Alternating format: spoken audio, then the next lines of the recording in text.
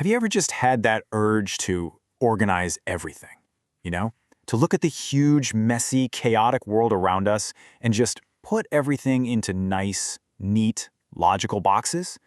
It's a very human thing, this quest to categorize, to understand, and yet to try and explain it all.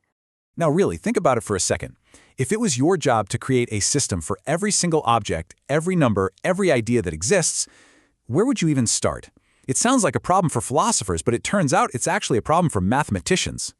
And they came up with an answer.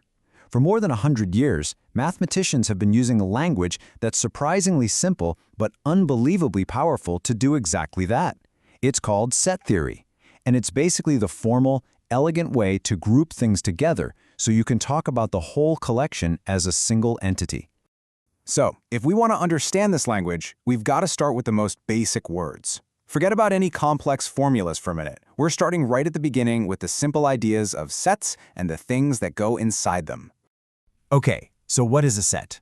At its core, a set is just a collection of objects. Any collection. And the individual objects inside that collection, we call those its elements. That's it. I know, it sounds almost too simple, right? But believe me, from these two little words, we can build entire universes. And when I say any collection, I really mean it. As you can see here, a set could be the vowels in the alphabet, or maybe a list of countries. It could be the students in a specific class. It can even be a collection that's infinite, like the set of all even integers that just keeps on going forever. That flexibility is what makes it so powerful. Now, when we want to describe what's in a set, there are two main ways to do it.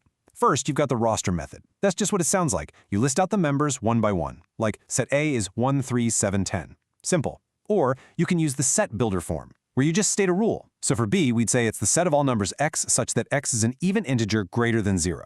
One of them lists everything out, the other just describes the property they all share. So what about a set that has nothing in it? Well, we call that the empty set, or the null set. And this is a perfect way to think about it. It's just like an empty folder on your computer. The folder itself exists, right? It's a container. There just happens to be nothing inside it. Yet. Okay, so we've got our nouns. We have sets and elements. Now we need some verbs. We need rules that tell us how our sets can interact with each other.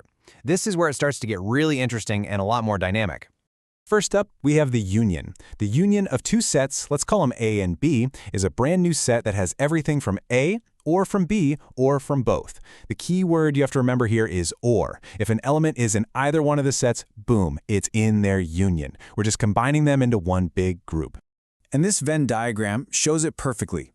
The union, which we write as A union B, is that entire shaded area.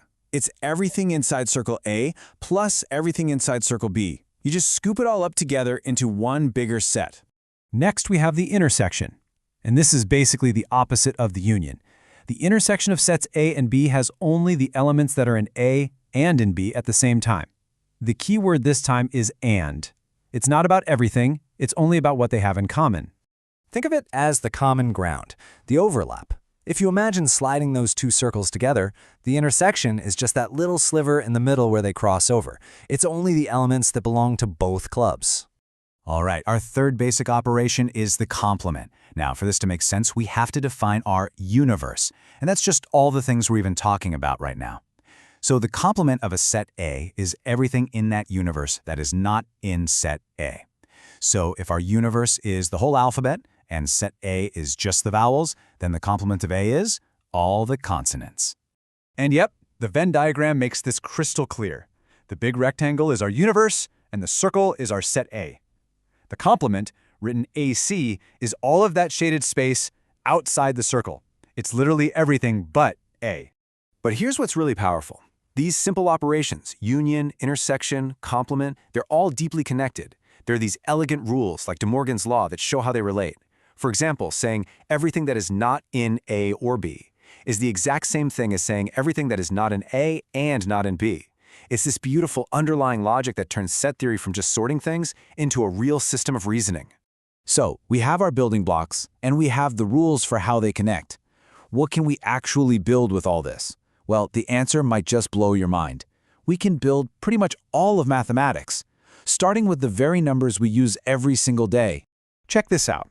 This entire system of numbers, the one we all had to memorize in school, it can be formally built piece by piece just using the language of set theory. Every single one of those categories you see is just a very specific kind of set. And it all starts so simply. The natural numbers, 1, 2, 3, that's a set. The integers are just a bigger set that includes all the natural numbers, their negative opposites, and 0. Then the rational numbers are an even bigger set, containing all the integers plus any number that you can write as a fraction. See? Each step just builds on the one before it. And here is the grand finale. The set of all real numbers, everything you can find on a number line, is simply the union of the set of rational numbers and the set of irrational numbers, like pi or the square root of 2. See that? That union operation we just learned? It's the very thing that helps us define the numbers that describe our physical world.